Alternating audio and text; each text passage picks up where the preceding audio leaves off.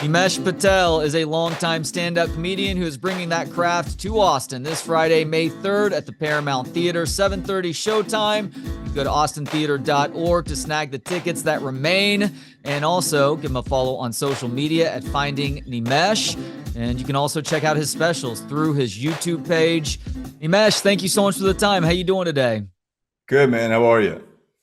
I am great, and I'm excited to discover another comedian who's right up my alley. As you can probably hear from my monotone computer-like voice, I am a big fan of deadpan wit, and you, sir, are really good at that. Congratulations. Thank you You very got a much. theater tour going on. You're coming to Austin this Friday for that. How you feeling about your stand-up right now? I know you mentioned a couple of months ago that this particular hour is something that was a work in progress as you were going through it. Are you pretty happy with where things are standing currently? I really like where it's at right now. I've got a special on the way. And so this is, we're probably 75% there, 80% there, but I've really prided myself on my ability to churn new stuff out and make the new stuff tight and work on it. And so it's the title of the tour is Fast and Loose because that's how I've kept it with my own writing and stuff and with the set list and all that. But I really like where it's at right now, and I'm excited for Austin to see it on Friday night at Paramount. The idea of churning over new material can be a daunting one for comedians because it's hard. I was talking with Steve Byrne yesterday, and he said sometimes it's like one out of every 10 joke concepts that you go for. If you end up taking that to stage and killing with it, you're doing pretty well. It's the old Woody Allen quote, of course. But when you're working out of a place like New York City, around so many guys who turn material over so well, I'm guessing that puts a little bit more pressure on you to keep up with that pace too. I try not to keep up with anybody but myself, but I do. I've definitely put it on myself to keep. I'm also just like I just bored easily. So if I've said the same thing more than like three times, I'm like, who cares about this? And I think I said it on stage in Orlando last week where I was like, it was the fourth of four shows at the Orlando Improv or Orlando Funny Bone, sorry, and I went on stage and something just hit me. I'm like, y'all been at work and just thought like I got to do this again, you know? It's just like it was just like well, every comic will tell you the same thing where it's like at some point it becomes like you're on stage and you're in the set, and it's really important to remain present, but a lot of times you don't, and you're like, did I say this already? Because you already said it like 24 hours ago or 2 hours ago the show before, and you're like, what the F is going on, and that's really hard. But like it churning through new stuff and having something that I'm excited to talk about really helps me push through the set and make a complete piece. Yeah, I sometimes see comedians schedule 3 shows in a given day on like a Saturday or Sunday. They'll do like a mid-afternoon show. I'm like, how are you able to keep track? Because people may not Yeah. realize this. And while the final product is done a very certain way, comedians are constantly tinkering with order and whatnot. And so I can understand how quickly you could lose track with something like that. More power to those guys. I appreciate anyone, any guy or girl making three show on a Saturday or Sunday money. Like that's crazy. Like that matinee show is a heavy bag, but it is a lot to be on stage. Like what comes after this? Did I do this? It's so difficult. Like I've been on stage like towards this part of the run with the set list just to make sure because I'm working towards a special now. I want to make sure I get all the bits that, especially that I'm excited about, out and in a specific order and messing things around. And it's when you get super comfortable with your material that you can weave in and out of stuff. And that's where I'm at right now. So your 2 most recent stand-up titles had to do with the love for China based on your popularity exploding through TikTok. I love the Of start of that course. special, by the way. And then also Thank you. you finding out that you had testicular cancer and going through the surgery and the treatment to ensure that you Yep. still get to live a long and healthy life. Is there a general theme to this one that you found yourself playing with and catering to more as you've continued to work the material out? This is the first special that won't be named after the tour, specifically because of that, what you're alluding to thematically. Like when I started this hour, it was a fast and loose collection of a bunch of jokes that I'd been tinkering with and working around in my head and anything that came to me while I was on the road. But as I narrow down on the special and as I narrow down the focus of the hour, it's I don't know what the title is going to be, but thematically, it's right now it's about family and about kind of really communicating to the world what my POV is. If it's not already apparent, it will be apparent by the end of this hour, which Parent, is that it's not that serious. Like, it's just try to find the funny in everything going on, and uh, be silly and take it to dark place. If you could take it to a dark place and laugh at that dark thing that's said, then you'll be all right. So that's what I'm aiming to do with this hour. Yeah. I've always felt that the ability to laugh at the darkness, as weird as that may be to some people, is a key to getting through difficult stuff. Same goes for the differences that we all have too. If we can't come together and laugh about our differences, we're in a lot of trouble. And things got very sensitive within the last 5 years. I think the tide is starting to turn with that, though, and eventually the pendulum swings from one side to the other, right? So eventually it's going to be Indeed. far in the other direction, but it feels like we're in a pretty good place, at least as it pertains to stand-up comedy and the ability to play with seemingly dark or maybe even offensive concepts. And assuming you're not just being irresponsible with that, that in a large way, it bonds everybody together who's sitting in a crowd on a given night. For sure. I've told my darkest joke in this hour that I'm doing, and it started one way, and then I tinkered with it, and now it's ending at a place where, like, even the people who are sitting there like this by the end of the joke are doing all right, like the good joke. Like, granted, it's not gonna make everyone guffaw, but if you like jokes, I like it a lot, and maybe I toot my own horn a little too much, but I enjoy it, and I'm looking forward to giving it to Austin. Without telling the joke, what is the subjct matter of that joke? I can't reveal it. Can't even It's reveal the subject matter. Oh, wow. no, Okay. it's too dark, man. It's too dark. But rest assured, I think I handle it with a little bit of grace and a lot of jokes. So it'll be fun for anyone who sees it. I hope. I've had people upset with me afterwards, and I've also had people come up to me afterwards like, "Man, I needed that joke. You have no idea." And I was like, "Okay, cool, cool. All right." So maybe the field is split, but I'm keeping it. That's all that matters. So you mentioned that family is one of the themes of this hour. What does family mean to you, Nimesh? It's the most important thing there is. I'm taking, I've been on the road for like 3 years now. The Thank You China Hour and Thank You China Tour came to be because, we're striking while the iron was hot. And, I was one of the, if not the first, and one of the first comics on the TikTok wave. Shout out to TikTok for everything you've done. I can't wait to be free of all social media. When TikTok got banned, I was like, when's IG getting banned? Please, like, let's go back. The second hour was a culmination of, God gave me this thing that happened to me that I had to go and talk about and make funny somehow and kind of exposure therapy myself to it. That was what my therapist said I was doing when I was on the road talking about having cancer, as opposed to actually like sitting sulking in it. I was fortunate enough to just talk constantly on stage and get myself through it that way. This hour is again like just an amalgam of family stuff and all these other observations that I made. But all that being said, like being on the road for 3 years, I've missed so much stuff. Like first birthdays, my cousins who are like my brothers and sisters having babies and like missing their birthday events and all this other kind of stuff.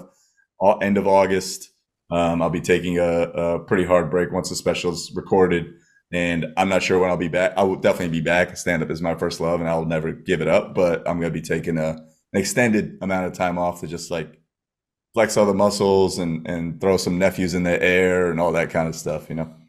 You started doing a lot more theaters in the last year, and look, the Comedy Cellar is one of your home clubs, and you're very familiar with the more traditional comedy clubs all around the country. Was it a difficult transition to getting comfortable telling jokes in a theater versus a 200 to 400 seat comedy club? It's a very different experience. The transition was kind of easy. I've done theaters, a lot of them before I even started this tour, opening for some people like Che and Maz Jobrani, Aziz, Chris Rock, like people that I've been very fortunate enough to work with that have given me that kind of theater exposure. And really the adjustment is just, slowing down and letting the kind of laughs like wash over you. The real adjustment's been it's a lot harder to be intimate, which is obviously because it's such a big place. Yeah. It's really harder. It's a lot harder to create that kind of I'm talking to you and we're having a conversation vibe, which is like my favorite kind of comedy. But I think over the last few months, um, I've managed to achieve it to the extent that I want. It's hard to like beyond like going into the crowd and like in their same row talking to them. I've managed to create that, but it's also kind of forced me to really sit in the material versus, hey, where are you from? And then like transitioning to a joke. Uh, like I don't do crowd work for the sake of doing crowd work. It's usually just as a pivot point for whatever the next thing I want to talk about is. Yeah. But it's been fun to like not have to do that, to just like do the set, and like go through the whole thing and like not have to rely on some audience member to give me a setup or give me a pivot point. And I think my most fun uh, show of last year, and I'm not just saying that because I'm coming to Austin, was at Paramount when I did Moon Tower last year. Yeah. The venue is incredible. The crowd feels super close to you. And the set itself was just like at that point by the end of, I think it was the end of April last year, was so like tight and all there that like one guy was like recording and that kind of, I had to interrupt the show to talk to him. But beyond that, it was just like smooth sailing. I was like, oh, I'm made for theaters. I could do this set in the theater, no problem. And this set feels very similar to that. Oh, I love to hear that you get to come back to the theater where you really found that ultimate comfortability. That's pretty cool. Now, had you Yeah, yeah. performed much in Austin prior to that? Texas and Austin was actually one of the, if not the first uh, places I fully sold out when I started touring for real. So like I started touring for real in May of 2021. Like I had booked a bunch of dates like pre-pandemic, and then obviously those dates got pushed, and then I was like, okay, well now let me see if I can go back to these places. And TikTok was just popping off. I started advertising on TikTok that I was coming to these places in Houston. I went from like a 70-person room to four 200-person shows in like a matter of like 2 or 3 weeks. And I was like, that's crazy. Wow. Where else can I add? And so we added a small club in Austin, and then we did two shows at Antone's in Austin. Oh, yeah. Yeah, I and feel I like Antone's is a remember, comedy venue. That's more of a traditional music venue, but yeah, the Moon Tower does stuff at Antone's every year. yeah, and it was. I think I feel in hindsight bad for that crowd because it was at the end of like it was literally at the end of a 7 show run where I'd done Dallas, I did 2 shows in Austin, I went from Austin to like 2 shows in San Antonio or 4 shows in Houston, and then went back to Austin to close out the weekend, and that was at Antone's that I did like 2 shows. I remember just being so beat up, but also like so happy I'd just done like 400 seats in Austin on a Sunday. Like that was crazy to me. Yeah. And so Austin has a special place, even before Rogan made it what it is. Like had a special place in my heart from a stand-up perspective. Like I won't forget those shows at Antone's. For better or for worse, I had a great time there. So So wait a uh, second. You get passed at the Comedy Cellar, one of the best clubs on the planet in 2016, but your first real tour wasn't until 2021? correct, yeah. Like That's look, crazy timing to me. It seems like something might have happened in 2017 or 2018. Obviously, you get to 2020 and COVID screws everything up for all of us, but that's wild that even though you get past then, it was still several years later before you went national. well, the industry, comedy being what it is a very risk averse group of people. Yeah. And in 2016, yeah, I'd written for the Oscars. Chris Rock had like basically Chris Rock had given me the job. Like Chris Rock told me I was funny, and to me that I thought that'd be every door would be open and like I could tour anywhere and all this kind of stuff. But that just didn't materialize, and whether it be from lack of good management or lack of good agency or whatever it is, and my own non being prepared to put myself out there. Like I wasn't a known entity. I wasn't out there. I wasn't a guy who was known as having a very strong hour or anything. And so when I got past at the cellar, I was like working very hard. I was doing 15-minute sets, getting really, really good at that that skill of being at a club and doing 15-minute sets and like really working on material. And then I got SNL like a year after that. So I was writing on SNL, and I thought that would open a lot of doors. Yeah. from a stand-up perspective, and it did. I got a few college gigs out of that, most famously Columbia University. And But things after, have calmed down there since then, huh? yeah, who knew I was the canary in the coal mine 5 years before, you know. Who know, I don't know what I feel bad for those. I feel bad for those students. I feel for those students. I can't imagine being highly educated and than having a bunch of people with like college, not like high school diplomas beating me with a weapon, telling me I can't be on the ground that I pay 100 grand a year to go to school for. Regardless of how you feel about their positions on anything, I do feel that students should have a right to protest and say what they have to say. That being said, again, sorry on the tangent, but like after Columbia, I had some college gigs lined up. Some dried up. Some said we can't have you. Others were like, come talk all the shit you want. Uh, and then but it wasn't like I wasn't constantly touring. Like a lot of these people are road dogs, and I didn't have that. I wasn't fortunate enough to be in that position because I hadn't proven that I could draw or anything. People were not willing to take a risk on a guy who had no real stand up credibility beyond being passed at the cellar and maybe an hour or two of tape. Granted, I did a few clubs. Shout out to the clubs in DC that let me work there, New York, a few other places. Mm. But it wasn't until 2021 when I proved I could sell tickets on off nights that people were like, okay, yeah, sure, we'll let them do a Tuesday at our club, and we'll see how it goes. And I think once I got in there and I demonstrated that I'm not just some TikTok fuckboy, that I actually have material, that I could handle a crowd, and I know what I'm doing, then it was like, okay, next year come do the weekend. You sold out a Tuesday. I'm sure you can do a weekend here. And that's really how it went. It's like that simple and that difficult for my transition to where I'm at now. Yeah, well, I've heard about a lot of supposed comics who get popular through TikTok who do turn out to be TikTok fuckboys. So congratulations breaking out of that mold, you know. You Yeah. know, you get the Oscars, Chris Rock's ringing endorsement, obviously, SNL a year after that. Some other things that happened there too, but we have to think back that was also a weird time for stand up.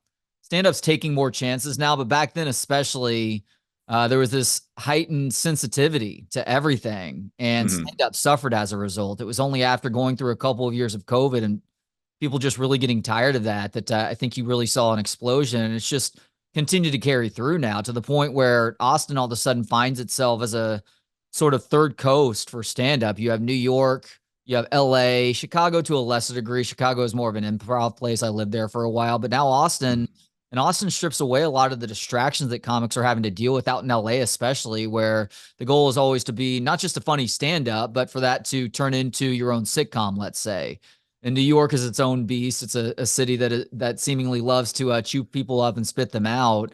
Not to say Hmm. that things aren't competitive here in Austin, but people can focus strictly on the comedy versus any of that other stuff.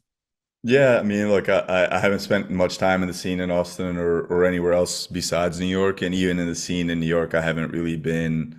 My ears not been to the ground. I've been on the road for 3 years and kind of like out of the open mic scene for at least 5, 7 years now. But I think in 2017, 2018, like I wish I were more of a comedy historian. I'm not. Like I just know what was going on with me and what was going on with my stand up and who was breaking and this thing called podcast was happening, and I always thought those shits were fruity, and now here I am like on the verge of starting my own. But it's interesting and cool to see like people have what the biggest through line for comedy has been is you really have to be an entrepreneur in that you have to make your own path. A lot of people have been given opportunities and all that, but even those people who have been quote unquote given opportunities have been ready for those opportunities, have put themselves in the positions to take advantage of those opportunities.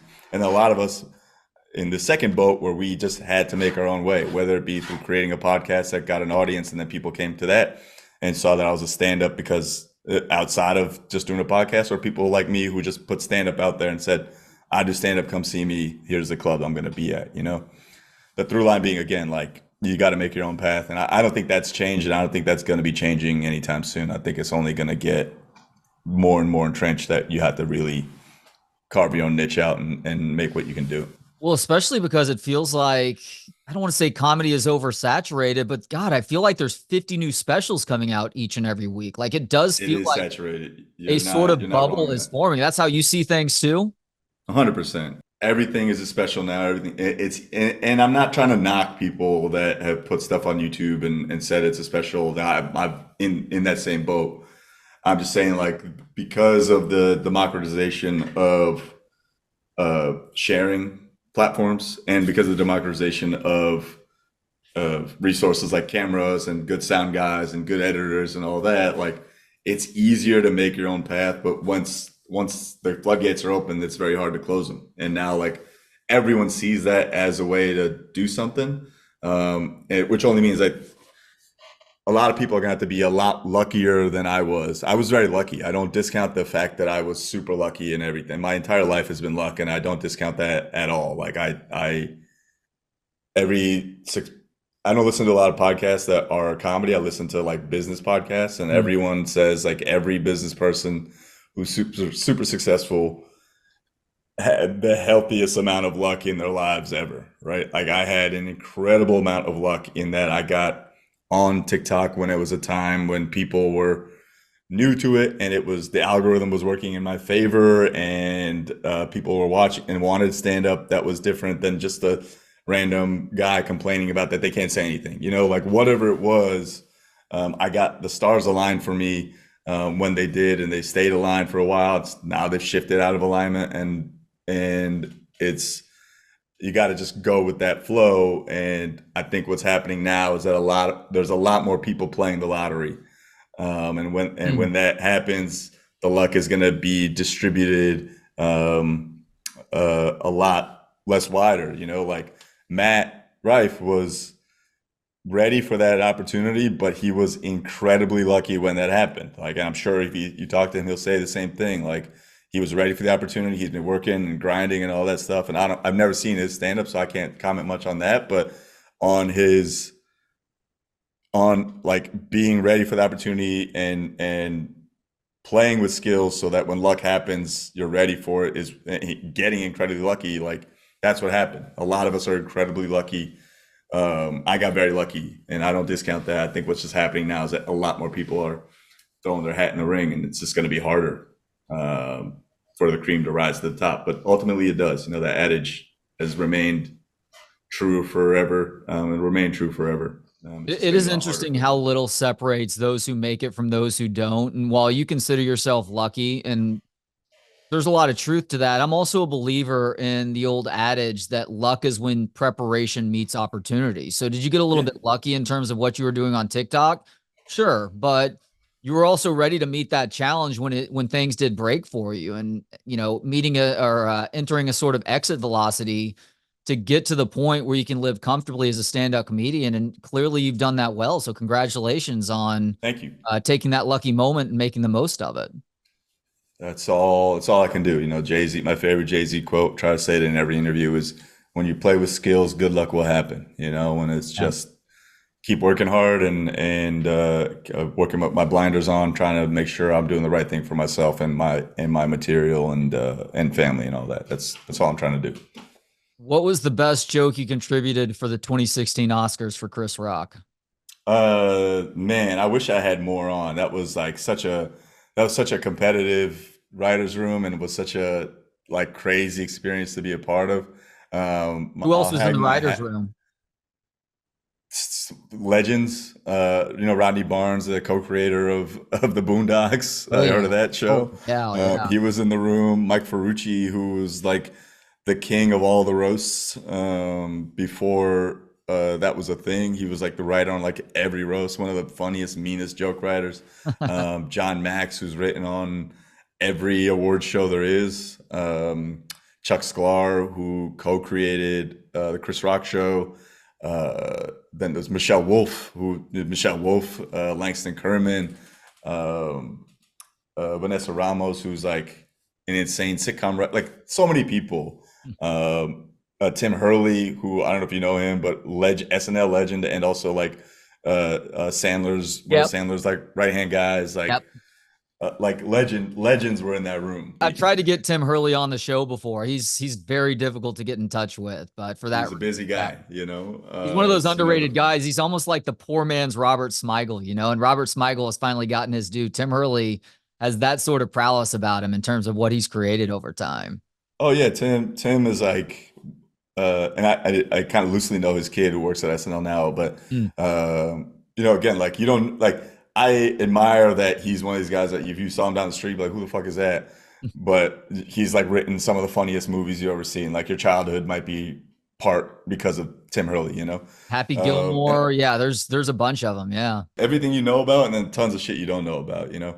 Um, but yeah, like so when we were in that room, it was I want to say competitive in that people were like trying to snipe each or anything like that. It was just like there was so many more funny people in the room that I think I got like one joke that made it to when he was doing dress and then got cut. It was this was right when Flint, Michigan was going on, and we were talking about everyone was talking about how acting was so brave, and I said acting's not brave. Brave is drinking a glass of water in Flint, Michigan.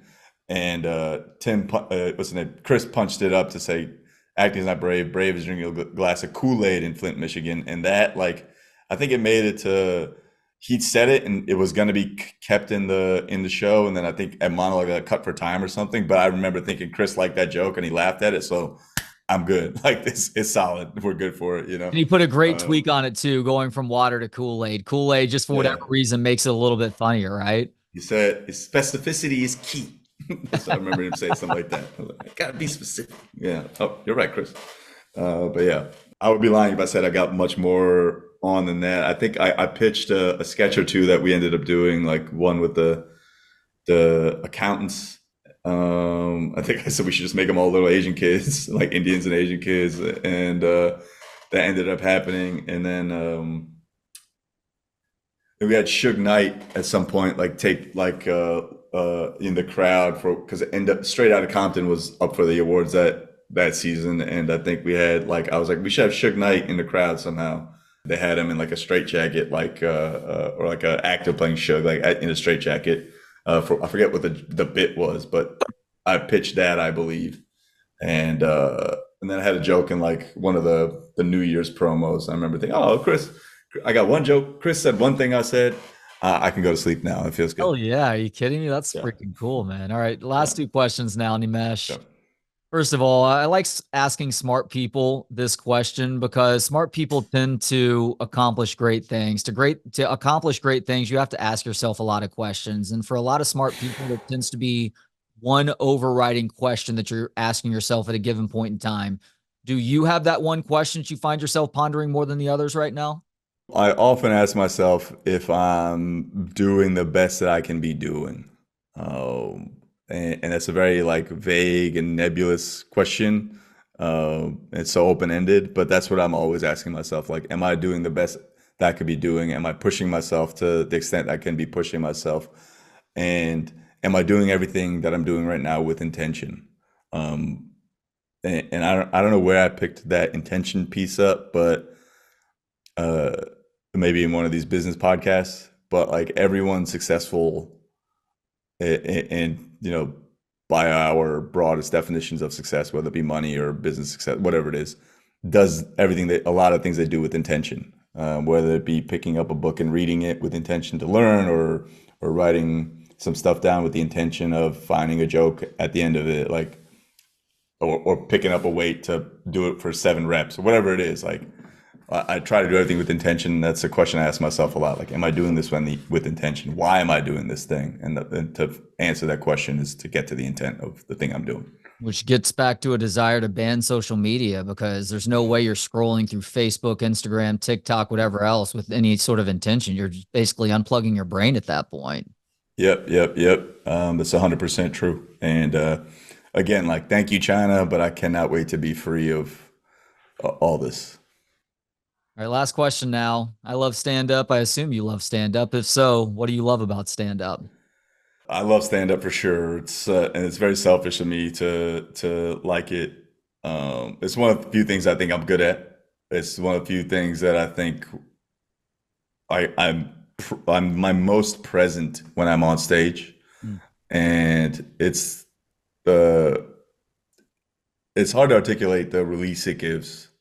But it's an adrenaline, for lack of a better term, just an adrenaline rush to be on stage and say something that you know works or something that you don't know works, and then like the crowd laughs at it. That people will get upset with me because I laugh at a lot of my own jokes, but you have to understand that 99% of the time, like I'm genuinely just like laughing that I get to say the things that I say, and I'm actually having a fucking moment. Like this is fucking ridiculous. Like it's actually, I'm actually having a good time, and I for whatever reason that doesn't translate well to people. Like, wow, he's laughing at his own jokes. Other people love it, but I'm actually just having fun, and that's why I love it. It's like it's one of the few things that I am genuinely having like as much fun as possible when I do it. You know.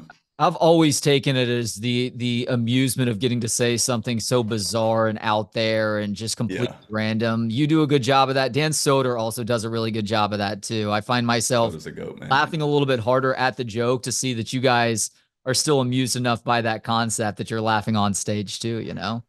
Yeah, no, that's what it is, and I think I've said it once or twice to an audience, like people, what I just said to you, but in funnier ways. Like I'm laughing that I get to say the thing that I'm saying. Yeah. I went to college, like I was a pre-med finance major, and now I'm telling fucking jokes about shrooms and my grandma. It's like it's ridiculous. But yeah. Oh man, it is ridiculous. And you might have an opportunity to go see Nimesh at the Paramount Theatre this Friday night, May 3rd, 7:30 is the showtime. Go to austintheater.org to try and snag those tickets that remain. Please. Nimesh, thank you so much for the time today, man. This has been a real pleasure. Safe travels to and Thank you from very Austin. much. I appreciate it. Hope to see you on Friday, man. Thank you very much.